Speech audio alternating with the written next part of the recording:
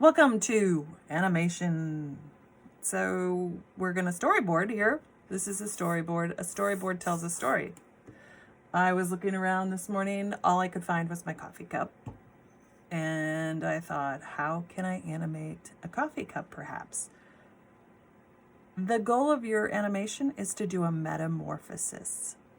A metamorphosis is where something changes into something else. In this case, I was thinking perhaps I could personify the object. So I started by drawing out the coffee cup, adding a leg. That could be a magazine piece. That could be something I find in my junk drawer, literally, really, people. Then maybe a hand comes in, another foot. The eyes begin to open, and maybe I make this little donut out of some materials that I have. So even maybe put some sprinkles on it. I don't know.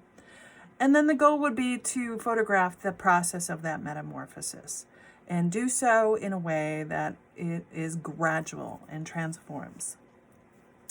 The other way of thinking about this, perhaps, depending on what you have laying around, is to maybe work a little more intuitively. So this is all junk that's laying literally by my computer. And my thoughts are, what can I do with this? So after watching stems, I think I would rather go outside, honestly. I would probably, if this were me, probably go out, pick up some sticks, because there's a lot from the storm that went through. Pick up some sticks and kind of gather them up and then have them get in a line and maybe even move forward through the lawn. So to, again, almost like personify them, have them become a group, circle them up, have them do a line and then move through my garden. So these, just using a stick in the ground and moving it step by step is really where it's at. The key is to record that and keep your camera still and in the same place. And if you don't have a tripod, most of you have pops.